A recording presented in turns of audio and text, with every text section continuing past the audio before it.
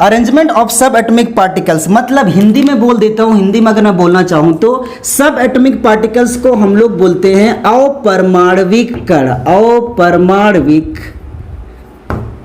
परमाणविक कण की व्यवस्था ऐसे लिखा हुआ है एक्चुअली।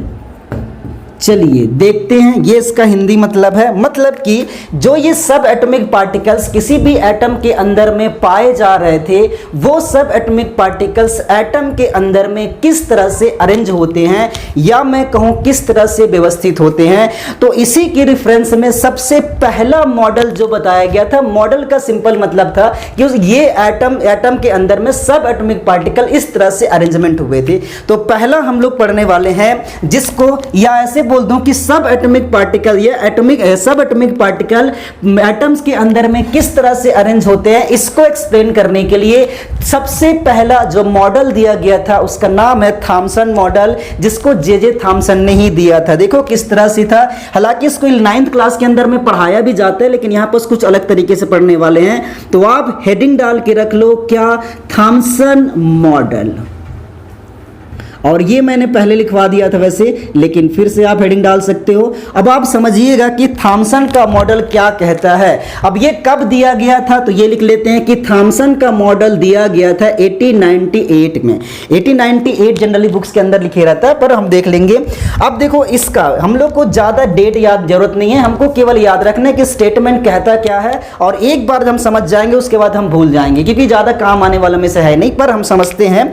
देखो इन्होंने क्या बोला था कि थॉमसन मॉडल के अकॉर्डिंग जो एटम्स होता है वो पूरी तरह से स्फेरिकल होता है। स्फेरिकल का क्या मतलब है, स्फेरिकल का मतलब है कि ये गोलाकार होता है। तो मैं स्फेरिकल लिखा हूं और इसे हिंदी में हम लोग क्या बोलेंगे कि ये गोलाकार होता है। तो पहली बात उसने ये बता के रखा था कि जो परमाणु, जिसको हम बहुत छोटा पार्टिकल बोला करते थे, वो नहीं, वो पार्टिकल्स एक्चुअल में एक गोलाकार संरचना की होती है, और इसके अंदर में जो नेगेटिव चार्ज वाले इलेक्ट्रॉन्स हैं, वो इलेक्ट्रॉन इसके अंदर में धसे होते हैं, या मैं ऐसे बोल दूं कि इस स्फेरिकल के अंदर में या गोलाकार संरचना के अंदर में ये इलेक्ट्रॉन इसके अंदर में प्रेजेंट होते हैं। इस मॉडल को उन्होंने थॉमसन मॉडल बोला था। अब एक बात आप समझने की कोशिश करिए, देखो क्या, इसको एक दूसरा मॉडल के नाम से भी जानते हैं, उसे क्या बोलते हैं, पंपकिन मॉडल। पंपकिन को हिंदी में क्या बोलते हैं, इसे पंपकिन को बोलते होंगे कद्दू मॉडल, या इसी को हम वाटरमेलन मॉडल भी बोलते हैं। तो मैं लिख देता हूं पंपकिन मॉडल, या इसी मॉडल को एक और नाम दिया जाता है, क्या, वाटरमेलन मॉडल, तरबूज मॉडल, वाटरमेलन मॉडल।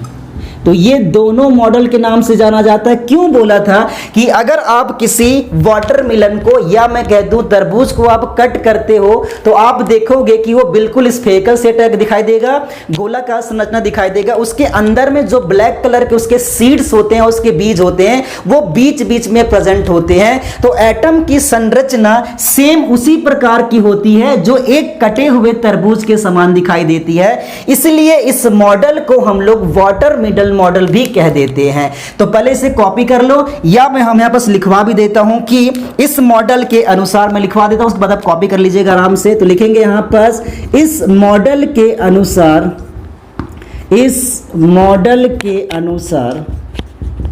अनुसार एटम एक गोलाकार संरचना होती है, एक गोलाकार संरचना होती है, स्फेरिकल शेप होती है, गोलाकार संरचना होती है, जिसमें नेगेटिव चार्ज वाले इलेक्ट्रॉन्स,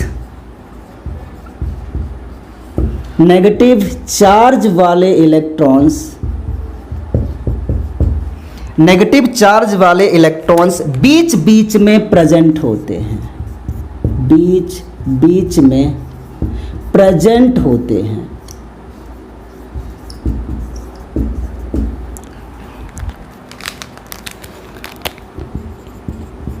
ठीक है बेटा, इसे कॉपी कर लो, फिर आपको मैं आगे सिखाता हूं ये मॉडल क्यों फेल हो गया था।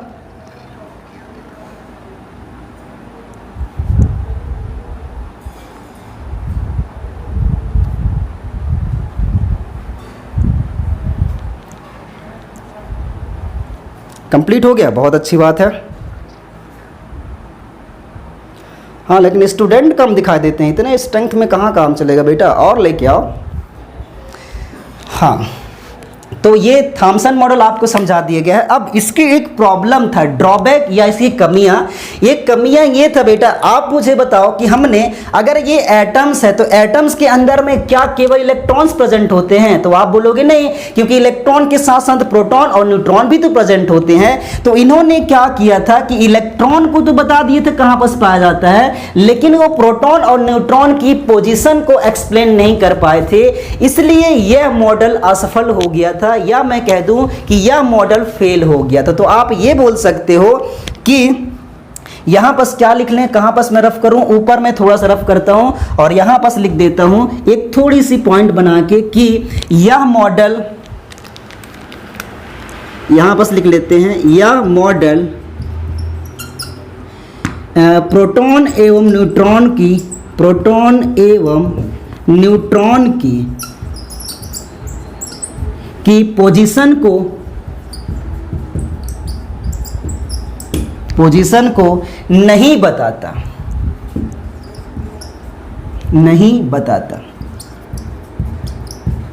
बस इतना लिखना बेटा, या इसको आप कमियां बोल सकते हो। कमियां को हम लोग इंग्लिश में ड्रॉबैक बोलते हैं, तो मैं यहां पर लिख देता हूं ड्रॉबैक। ये एक कमियां है, इसीलिए कभी कभी बुक्स के अंदर मैं ऐसे भी लिख रहा था कि ये इसकी न्यूट्रलिटी को एक्सप्लेन नहीं कर पाया है। न्यूट्रलिटी मतलब उदासीन किस तरह से होता है कि पॉजिटिव और नेगेटिव एटम एक्चुअली उदासीन होते हैं, लेकिन उन्हें एक्सप्लेन नहीं कर पाया। तो आगे भी लिख सकते हो, चाहे तो हम लिख सकते हैं कि यहाँ पर दूसरा पॉइंट लिखना, यह मॉडल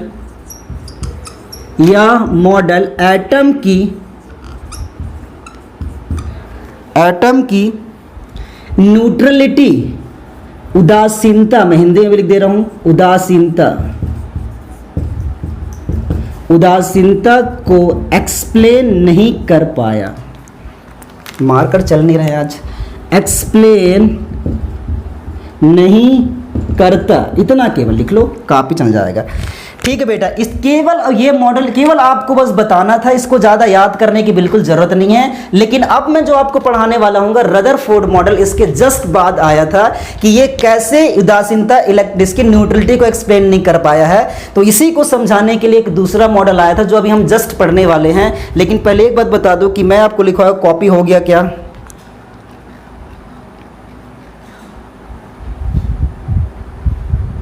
हो गई, ठीक है बेटा, इसको रफ करते हैं और आगे हम लोग चलते हैं नेक्स्ट टॉपिक पर, जो कि अरेंजमेंट ऑफ सब एटॉमिक पार्टिकल्स का दूसरा पॉइंट होगा। तो मैं इसको अब हिंदी वाले को रफ कर दे रहा हूं ताकि मेरे पास स्पेस बच जाए, और आगे हम लोग हेडिंग डालेंगे, और उस हेडिंग का नाम क्या होगा बेटा? उस हेडिंग का नाम होगा रदरफोर्ड मॉडल। लेकिन रदरफोर्ड मॉडल पढ़ाने से पहले आपको एक चीज बहुत अच्छे से समझना पड़ेगा, रदरफोर्ड का अल्फा स्कैटरिंग एक्सपेरिमेंट, मतलब रदरफोर्ड ने किस तरह से एक्सप्लेन किया था, उसके लिए उन्होंने एक्सपेरिमेंट किए थे, प्रयोग किया था। वो प्रयोग पहले हमको समझना पड़ेगा, और उस एक्सपेरिमेंट को समझने के बाद ही हम उसके मॉडल को समझ पाएंगे। तो देखिए किस तरह से, तो सबसे पहले आप हेडिंग डालिएगा यहां पर कि रदरफोर्ड अल्फा, इसको मैं ऐसे बना देता हूं जो आपको सिंबल सिखाया था मैं, अल्फा स्कैटरिंग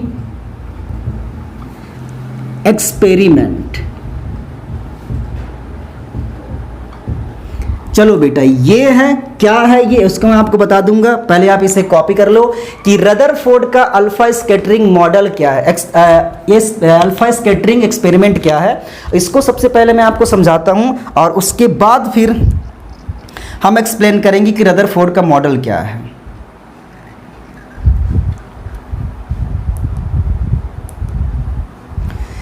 चलिएगा, देखो इन्होंने क्या किया था, इन्होंने किया कि एक गोल्ड की एक थिन फॉइल लिया था। उस गोल्ड की थिन फॉइल पर उन्होंने अल्फा रेज का इस अल्फा रेज को इंसिडेंट कराया था, या मैं बोल दूं कि गोल्ड से होकर उन्होंने अल्फा रेज को पास कराया था। देखो किस तरह से, अभी आपको समझाते हैं। इसका कुछ अलग अलग टाइप का एक्सपेरिमेंट है, देखेंगे कैसे। बेटा उन्होंने क्या किया था कि उन्होंने एक फोटोग्राफिक प्लेट लिया था कुछ इस तरह से, जैसे मैं यहां पास ले रहा हूं कि ये मेरा फोटोग्राफिक प्लेट है, और मैं पिछले क्लास के अंदर मैं बता दिया हूं कि ये जो फोटोग्राफिक प्लेट होता है, ये फोटोग्राफिक प्लेट ब्लैक कलर का होता है, और जैसे इस पर अल्फा रेज पड़ेगा तो ये अल्फा रेज इसमें स्पॉट उत्पन्न करता है, दाग उत्पन्न करता है। तो मैं लिख दिया हूं कि ये मेरा फोटोग्राफिक प्लेट है। इस फोटोग्राफिक प्लेट पर उन्होंने क्या किया था, यहां पर एक गोल्ड की थिन फॉइल लिया था। गोल्ड की थिन फॉइल का क्या मतलब है, इसको यहां नहीं बनाता हूं मैं, इस साइड लिख देता हूं कि ये मेरा गोल्ड, गोल्ड मतलब बेटा सोना का, गोल्ड की यहां पर मैं थिन फॉइल लिख रहा हूं, या मैं हिंदी में लिख देता हूं कि ये पतली परत है। ठीक है, पतली परत मतलब एकदम पतली सी चीज दी था उन्होंने गोल्ड की, और उसने क्या किया था, यहां से अल्फा रेज को आपतित कराया था। ये जो आ रही है ये कौन सा रेज है, तो आप बोलेंगे कि ये मेरा अल्फा रेज है।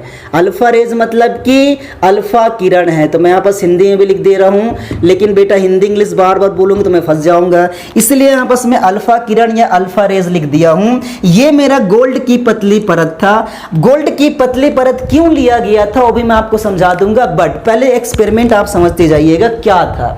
यहां पर उन्होंने क्या किया कि अल्फा रेज को एक स्लिट के होकर पास कराते हैं। स्लिट क्या था बेटा, ये था लेड का स्लिट, पीबी स्लिट था। स्लिट क्या होता है मैं आपको समझाता हूं, एक पतली सी छेद होता है, वहां से हम लोग होकर सीधा पास कराते हैं। देखना क्यों ऐसा होता है, तो आपको समझाने की कोशिश। आपने लेजर लाइट देखा होगा घरों के अंदर में, तो लेजर लाइट जो रहता है बिल्कुल पतली सी जाती, देखना। तो सेम उसी तरह से, क्योंकि अल्फा रेज मोटा हो सकता था, मतलब उसकी जो रोशनी होती है वो क्या बोल सकते हैं कि वो थोड़ा मोटा होकर जाया करता था। तो उस मोटा रेस को कम करने के लिए हम किससे पास कराए हैं, एक लेड की स्लिट से होकर पास कराए हैं। तो ये लेड की स्लिट था, जिससे होता क्या है कि ये जो मोटा यहां पर अल्फा रेज जा रहा था वो यहां आके पतली हो जाती है, और बहुत कम मात्रा या सीधे पतली झिर्री के समान जो लाइट है अल्फा रेज है, वो अल्फा रेज गोल्ड की पतली परत पर जाके टकराती है। और टकराने के बाद उन्होंने कुछ ऐसा चीजें ऑब्जर्व किया कि हुआ क्या, इसको देखिएगा कि कुछ किरणें ऐसे हुआ कि ये कुछ किरणें यहां फंस गए और यहां पर दाग उत्पन्न किए, कुछ किरण यहां फंस गए, कुछ यहां फंस गए, कुछ यहां फंस गए, कुछ यहां फंस गए, इस तरह से अगल बगल गए। बहुत कम रेज ऐसे थे जो यहां से सीधे के सीधे निकले थे, मतलब सीधे के सीधे नहीं, बहुत सारे किरण ऐसे थे जो यहां सीधे के सीधे पार हो गए थे। और ऐसे करने के बाद कहां कहां पर स्पॉट उत्पन्न कर रहे थे, कुछ यहां पर, जहां जहां मैं आपको दिखा रहा हूं ये सब काले काले दागे, काले काले धब्बे या बोल दूं काले काले दाग उत्पन्न किए थे। लेकिन बहुत कम किरण उन्होंने ऐसे ऑब्जर्व किया कि वो सीधे के सीधे निकल गए हों। मतलब देखो कुछ तो सीधे के सीधे निकल रहे हैं, लेकिन बहुत कम ही किरण ऐसे थे जो यहां पर जाके टकराए, यहां पर कोई भी किरण नहीं आया था। इसको मैं आपको एक्सपेरिमेंट को मैं आप समझा दिया हूं किस तरह से किया गया था। इसका एक्चुअल मतलब क्या है मैं आपको समझाने की कोशिश करता हूं। आप देखिएगा बेटा कि गोल्ड है वो एक पदार्थ है, सबस्टेंसेस है, और अगर वो सबस्टेंस या पदार्थ होगा तो वो एटम से मिलकर बना होगा, क्योंकि पहले बता के रखा हूं कि एटम का जो सबसे छोटा नहीं पदार्थ का जो छोटा भाग होता है उसको हम मैटर बोलते हैं, उसको हम एटम्स बोलते हैं, ऐसे मैंने बता रखा है। तो इसका मतलब ये है कि ये जो गोल्ड है, ये जो सोने की पतली परत है, ये सोने की पतली परत के अंदर एटम प्रेजेंट होंगे। एक्चुअल में उन्होंने इसी एटम के थ्रू क्या अल्फा रेज को पास कराया था। तो मैं क्या कर रहा हूं, ये जो मैं गोल्ड की पतली परत बनाया था उस पतली परत में से मैं एक एटम को बाहर निकाल लेता हूं। ठीक है, अब आप समझिएगा कैसे कि ये मेरा एक एटम है और इसी एटम के थ्रू मैं अब क्या करूंगा, यहां से अल्फा रेज पास करूंगा। मैं यहां पर लिख दे रहा हूं क्या, कि ये मेरा अल्फा रेज है। और एक बात मैं और पूछना पसंद करूंगा आप लोग से कि मुझे बता दो बेटा कि ये जो अल्फा रेज है उस अल्फा रेज पर कौन सा चार्ज होता है। तो आप मुझे बताएंगे कि इस अल्फा रेज पर पॉजिटिव चार्ज होता है, जिसको हमने पिछले क्लासेस के अंदर में हीलियम न्यूक्लियाई बोल रखा था, जिसको हम 2 और यहां पर 4 करके शो किया करते थे। ठीक है, इस अल्फा रेज को मैं क्या बोला हूं, एक नया क्वेश्चन क्या है बेटा, इसको बोलते हैं हीलियम न्यूक्लियाई। हीलियम एटम मत बोलिएगा, इसे हम हीलियम न्यूक्लियाई बोलेंगे। ठीक है, हीलियम न्यूक्लियस बोल सकते हो आप, हीलियम इंग्लिश में अगर हिंदी बोलना चाहो तो हीलियम न्यूक्लियस बोल सकते हैं। मैं हीलियम न्यूक्लियाई बोल रखा हूं जिस पर पॉजिटिव चार्ज है। इसी को उन्होंने क्या किया था, एटम से होकर पास कराया था। तो उन्होंने ये देखा कि ये जो पॉजिटिव चार्ज वाला रेज है, जो किरण है, वो जैसे एटम से होकर पास होता है, भाई इतना पतला होगा, इसमें 2-3 किरणें हो सकती, तो इस तरह से मैं बना देता हूं। तो उन्होंने क्या किया, जैसे एटम के थ्रू पास किया तो उन्होंने ये ऑब्जर्व किया कि मैक्सिमम जो अल्फा रेज हैं, अधिकतम अल्फा रेज हैं, वो सारे के सारे अल्फा रेज यहां से सीधे के सीधे आर पार निकल गए थे। ठीक है, कुछ इस तरह से। लेकिन कुछ किरणें ऐसे थे जो कि सीधे ना जाकर डेविएट हो गए थे। कैसे, देखो जरा। पहले क्या हुआ, यहां पर गए और यहां से जाने के बाद थोड़ा सा मुड़ गए, यहां पर से गए और थोड़ा सा दूसरी डायरेक्शन में मुड़ गए। ये भी हो सकता है ऐसे करने के बाद ऐसे मुड़ गए हम, ऐसे करने के बाद ऐसे, कुछ इस तरह से ऐसे मुड़ गए। तो आपको ये पता चल रहा होगा कि कुछ किरणें तो ऐसे दिखाई दे रहे हैं जो इस एटम से होकर सीधे के सीधे आर पार चले जा रहे हैं। अगर आप इसको ऑब्जर्व करना चाहें तो क्या करें कि यहां पर आप फोटोग्राफिक प्लेट लगा दो। अब अगर आप यहां पर फोटोग्राफिक प्लेट लगाएंगे तो आपको यहां पर दाग पता चलेगा, और दाग पता चलेगा तो आप बता दोगे कि कहां कहां पर ये अल्फा रेज टकरा रहे थे। जैसे यहां पर, यहां पर, यहां पर, यहां पर। ये तो बात आपको समझ में आ गया कि जो फोटोग्राफिक प्लेट पीछे में लगा रखा है, उस फोटोग्राफिक प्लेट में कहां कहां पस दाग उत्पन्न कर रहे हैं, उसके बेस पर हम यह बोल सकते हैं कि अल्फा रेज किस किस डायरेक्शन की ओर गया है। जैसे यहां किया तो सीधे के सीधे निकल गए, कुछ किरणें इधर चले गए क्योंकि यहां पर दाग दिखाई दे रहे थे। अब आप समझना यहां पर क्या है, लेकिन कुछ किरणें ऐसे थे जो यहां से गए और यहां से सीधा 180 डिग्री पर वापस आ गए। ठीक है, तो मैं क्या बोल रहा हूं बेटा, ये सीधे के सीधे आर पार निकल गए। तो मैं हिंदी में लिख दे रहा हूं यहां पर कि ये कौन से किरणें हैं जो आर पार निकलने वाले किरणें हैं, निकलने वाली यहां पर लिख देता हूं किरण है, कोई दिक्कत नहीं है। और ये क्या है बेटा, ये थोड़ा सा स्कैटर्ड हुए हैं। स्कैटर्ड का मतलब अपने रास्ते से मुड़ गए हैं। तो मैं ऐसे बोल देता हूं कि इस किरणों को मैं बोल रहा हूं प्रकीर्णित किरणें, स्कैटरिंग रेज, स्कैटरिंग वाला। तो मैं यहां पर लिख देता हूं कि स्कैटरिंग रेज। ठीक है, ये बात आपको समझ में आ गई। अच्छा, एक बात और समझो कि ऐसा तभी पॉसिबल है कि अगर ये यहां से इस ओर जा रहा है, इसका मतलब ये हुआ कि भाई इस ये रेडिएशन और बीच में कहीं ना कहीं पास कुछ ना कुछ तो पॉजिटिव चार्ज वाला आवेश होगा, जिसके कारण ये किरण और पॉजिटिव चार्ज के बीच में रिपल्सन हो रहा होगा। हिंदी में बोलूं तो प्रतिकर्षण हो रहा होगा, और प्रतिकर्षण होने के कारण ही ये किरण सीधे ना जा करके थोड़े से अपने रास्ते से भटक गए थे। इसको एग्जाम्पल के थ्रू में समझाऊंगा, देखिए कैसे। तो मतलब ये पता चला बेटा कि इसके सेंटर में, मतलब कि केंद्र में एक धनात्मक युक्त आवेश पाया जाता होगा, और इस, या ऐसे बोल दूं कि धन आवेश वाला एक कण पाया जाता होगा। इस धन आवेश वाले कण को हम क्या बोला करते थे, न्यूक्लियस बोला करते थे। तो ये बात तो समझ में आ गया। हिंदी में भी लिख देता हूं इसे हम नाभिक बोला करते थे। तो एक बात तो समझ में आ गया यहां पर कि रदरफोर्ड एक्सपेरिमेंट के द्वारा न्यूक्लियस की खोज हो चुकी है। कैसे, इस एक्सपेरिमेंट के द्वारा। पहले मुझे बता दो चैट करके कि ये बातें आपको कहां पर समझ में नहीं आई, एक बार जरूर बताना।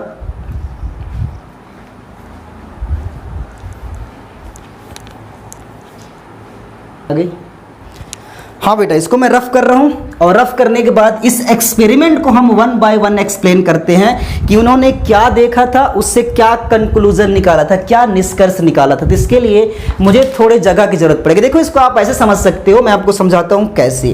कि एक बड़ा सा ग्राउंड है, ठीक है। इसको मैं 9th क्लास के अंदर भी एग्जाम्पल दे के रखा, जब मैं 9th क्लास वालों को पढ़ा रहा था उसका इसमें। तो जो 9th वाले बच्चे यहाँ पास प्रेजेंट होंगे उनको समझ में आ जाएगा मैं क्या बताया था बेटा। कि जब क्या बोलते हैं, ग्राउंड है, ग्राउंड के बीच में ऐसे, इसको थोड़ा रफ करके समझाता हूं। देखिए क्या है कि मान लो ये ग्राउंड है, इस तरह से, ये इस तरह से बोल देता हूं, और यहां पर से एक लोहे की गेट लगा हुआ है। अब मैं क्या करूं कि यहां से बहुत सारे एलिफेंट या बहुत सारे आप कुत्ते बोल दो, डॉग बोल दो, वो डॉग यहां से दौड़ते दौड़ते आ रहे हैं। डॉग, भेड़ बोल दो, भेड़ के बहुत सारे भेड़ के जो झुंड हैं वो देखे बेटा, और वो यहाँ से दौड़ते दौड़ते इसके उस पार जा रहे हैं, मतलब कि यहाँ से पार होना चाह रहे हैं। तो बहुत सारे भेड़ या बहुत सारे भेड़ ऐसे दिखे जिन्होंने क्या देखा कि वो सीधे सीधे जो जा रहे थे यहाँ पर से होके, वो तो सीधे आर पार निकल गए। यहाँ से जा रहे थे वो भी आर पार निकल गए, यहाँ से गए वो भी आर पार निकल गए, यहाँ फंस गए वो भी निकल गए, यहाँ फंस गए वो भी निकल गए। लेकिन कुछ ऐसे भी जानवर थे, जो ऐसे भेड़ थे जो यहाँ फंस गए और देखे कि सामने में तो लोहे की गेट है, इससे हम टकरा जाएंगे, इसलिए क्या किया, अपना रास्ता को मोड़कर किसी दूसरे डायरेक्शन में चले गए। यहां वाले भी सेम वही किए। लेकिन कुछ कुछ ऐसे भी थे जो कि पागल थे। वो क्या करे बेटा कि वो सीधा यहां से गए, टकराए, जोर से चोट लगा और फिर उसी डायरेक्शन में वापस आ गए। तो सिमिलरली यही केस यहां पर भी हो रहा था कि ये कुछ सीधे के सीधे निकल गए, कुछ डेविएट हो गए और कुछ गए, टकराए और उसी डायरेक्शन में वापस आ गए। ठीक है, ये आपको समझना चाहिए था। तो चलो मैं इसको वन बाय वन एक्सप्लेन करते जाता हूं कि कैसे क्या क्या एक्सपेरिमेंट हुआ था और उसके द्वारा उन्होंने क्या कंक्लूजन निकाला था। तो देखिए कैसे, यहां पर हम 3 कॉलम बनाने वाले होंगे। मैं इसको थोड़ा रफ करना पसंद करूंगा यहां तक के लिए, क्योंकि मुझे स्पेस की जरूरत पड़ेगी। तो चलिए कॉपी करते हैं।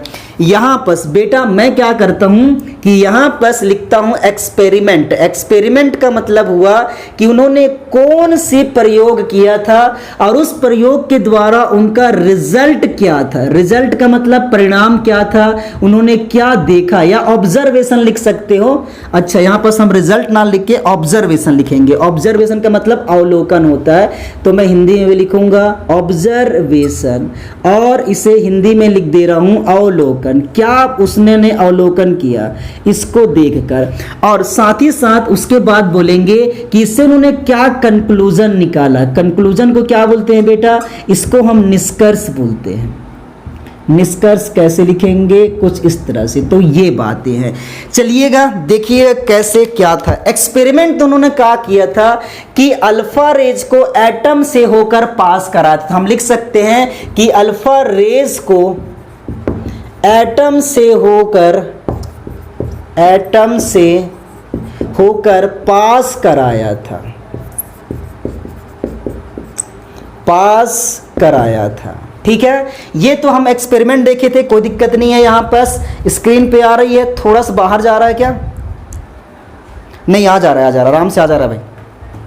अल्फा रेज को एटम से होकर पास कराया था बेटा, ये उसका क्या था, एक्सपेरिमेंट था। उसके बाद उन्होंने क्या देखा, उन्होंने देखा कि अधिकतम किरणें एटम से होकर सीधे के सीधे आर पार निकल जा रहे थे। तो यहां पर हम लिखेंगे ऑब्जर्वेशन के अंदर में कि अधिकतम अल्फा रेज,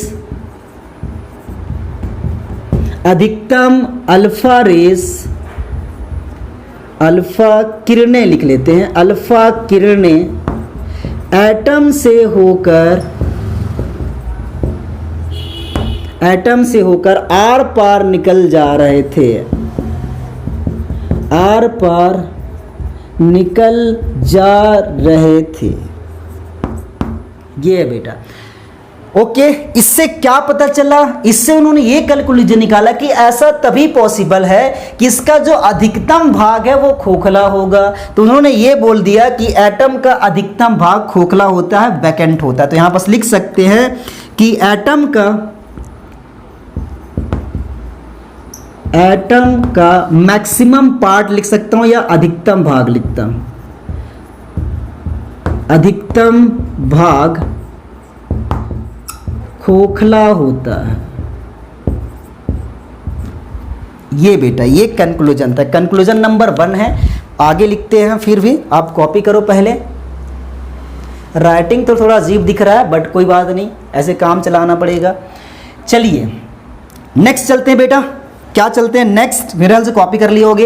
ये तो पहला एक्सपेरिमेंट, दूसरा तो उन्होंने सेम एक्सपेरिमेंट किया था लेकिन ऑब्जर्वेशन कुछ और देखा था। क्या ऑब्जर्वेशन? कि कुछ किरणें अपने मार्ग से विचलित होकर दूसरे मार्ग की ओर चले गए थे। तो यहां पास आप लिख सकते हैं कि एक्सपेरिमेंट तो सेम ही था लेकिन ऑब्जर्वेशन या अवलोकन उन्होंने क्या देखा कि कुछ किरणें अपने रास्ते से भटक कर या अपने रास्ते से विचलित हो गए। तो यहां पास लिख लेते हैं कि कुछ किरणें, ये दूसरा पॉइंट है, ये पहला पॉइंट है, तो यहां पास लिख सकते हैं कि कुछ अल्फा रेस अपने मार्ग से विचलित हो गए थे। इंग्लिश मीडियम वाला तो कोई नहीं है, विचलित हो गए थे। इससे क्या पता चला? इससे ये पता चला कि एटम के सेंटर में कुछ पॉजिटिव चार्ज वाला आवेश होता है। तो लिख सकते हैं कंक्लूजन के अंदर में कि एटम के सेंटर में, इंग्लिश वाले को तो बता देना, इंग्लिश मीडियम में कोई बच्ची होगी तो मैं इंग्लिश बता दूंगा भाई। एटम के सेंटर में पॉजिटिव चार्ज आवेश होता है, पॉजिटिव चार्ज होता है, पॉजिटिव चार्ज आवेश बोलता हूं। ये है बेटा। थर्ड पॉइंट चलते हैं, क्या थर्ड पॉइंट चलते हैं कि थर्ड पॉइंट एक्सपेरिमेंट तो सेम ही रहा होगा, कोई दिक्कत नहीं है, लेकिन उनका ऑब्जर्वेशन कुछ अलग था। क्या बेटा? देखो कि कुछ किरणें यहां से जाए और सीधे के सीधे वापस आ गए, मतलब 180 डिग्री से वो रिटर्न हो गए थे। इससे ये पता चला कि बीच में कंफर्म कोई पॉजिटिव चार्ज वाला कण पाया जाता है जिसको हम न्यूक्लियस बोलते हैं। ठीक है, तो लिख लेते हैं यहां पास, लिखिए जरा क्या लिखते हैं कि बहुत कम अल्फा रेज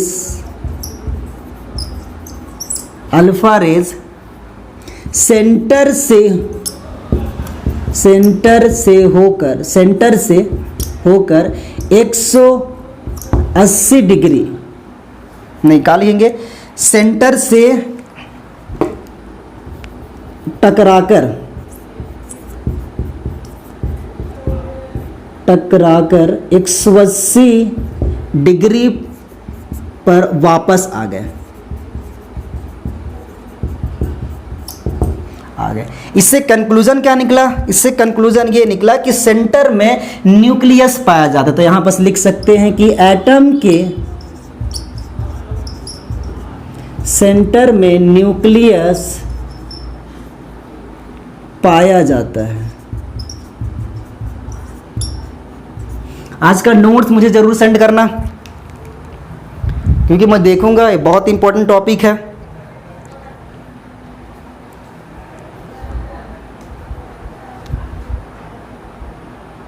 यहाँ कुछ की मैसेज आई है, क्या मैसेज करें हैं? हाँ, सीप वाला ड्राइविंग कर सकते हो, अगर आपको समझ में आ गया तो आप मत करो। ये लड़की बोल रही है कि सर सीप वाला ड्राइविंग कॉपी करना है, तो आप करना चाहो तो कर सकते हो। अगर ये बातें आपको समझ में आ गई होगी तो ज़रूरत नहीं है। अच्छा ठीक है, चलो बेटा, यहाँ से एक बहुत अच्छा क्वेश्चंस बनता है, वो मैं आपको लिखवा देता हूँ। उसके बाद इसका मॉडल को एक्सप्लेन करेंगे। तो चलिए इसको ऊपर वाले को रफ करता हूँ, हालांकि अगर कोई नीचे वाला कॉपी कर रहा होगा तो वो भी कॉपी कर सकता है। यहाँ से क्या क्या क्वेश्चंस बनते हैं, और साथ ही साथ मैं एक इंपॉर्टेंट क्वेश्चंस और बताने वाला हूँ पिछले क्लासेस का। हालांकि मैं बता नहीं पाया था क्योंकि टाइम लिमिट होने की वजह से मुझे जल्दी जल्दी करना पड़ता है, तो मैं भूल जाता हूँ कभी कभी।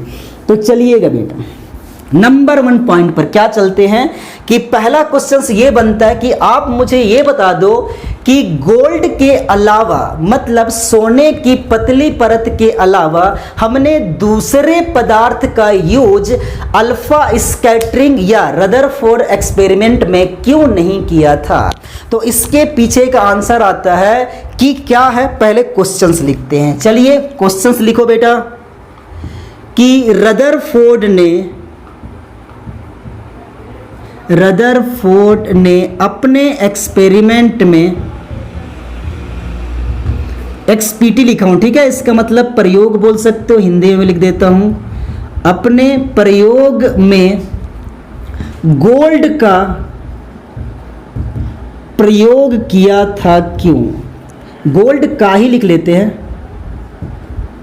का ही प्रयोग किया था क्यों। ठीक है बेटा, ये क्वेश्चंस है। तो चलते हैं समझते हैं क्यों। तो इसके पीछे एक आंसर आता है, पहले मैं आंसर लिख देता हूं यहां पर, इसको फिर आपको समझाता हूं कि ऐसा क्यों हुआ था। तो देखिएगा इसके पीछे आंसर आता है, बहुत बच्चों ने आंसर करना शुरू भी कर दिया होगा, क्योंकि गोल्ड बहुत ज़्यादा मेलिएबल मतलब वेरी क्या बोल सकते हैं, मेलिएबल एंड डक्टाइल मेटल होते हैं। सर नोट सुबह सेंड कर सकते हैं, हाँ कर सकते हो, सुबह भी कर सकते हो, पर करना है।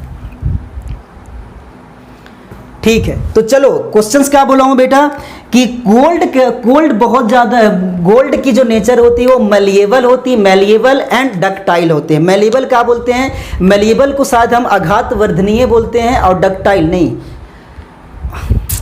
मेलिएबल को तनन्य बोलते हैं, मतलब जिसको हम जितना भी खींचे ना तो वो टूटता नहीं है जल्दी। तो मैं आपको समझाता हूं, लिख लेना यहां बस लिखना,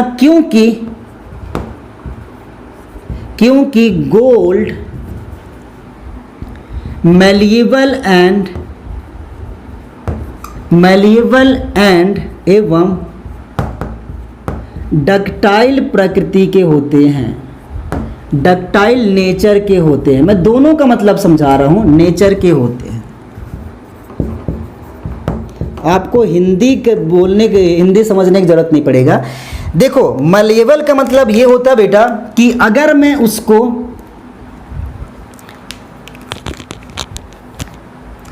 कितनों जोर से खींचूं ऐसे करके तो वो टूटता नहीं है। जैसे आप धागे को ऐसे करके खींचोगे ना टूट जाएगा, लेकिन ये गोल्ड को आप कितनों खींच दो ऐसे करके वो टूटता नहीं है।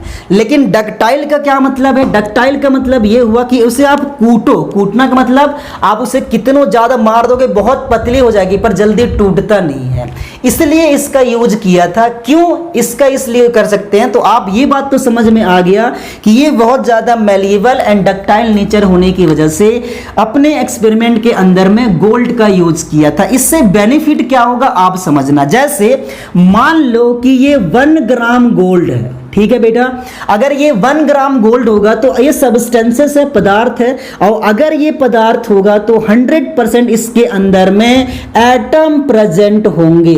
और अगर एटम प्रेजेंट होते हैं, मान लेते हैं कि 1 ग्राम के अंदर में कितने एटम्स हैं, ऐसे मान लेता हूं कि इसमें 100 एटम्स हैं। अब मैं क्या करूं कि 1 ग्राम एटम्स को बहुत ज्यादा खींच दूं तो 100 एटम क्या होंगे, डिवाइड हो जाएंगे। कैसे, मान लो इसको मैं बहुत लंबा बना दिया, इतना लंबा बना दिया, देखो तो इसमें 100 एटम को आप यहां बस करो तो कितना हो जाएगा, 1 2 3 4 5 ऐसे करके 100। तो इसको और ज्यादा खींच सकते हो आप, जितने ज्यादा खींचेंगे खिंचा जाएगा पर टूटेगा नहीं।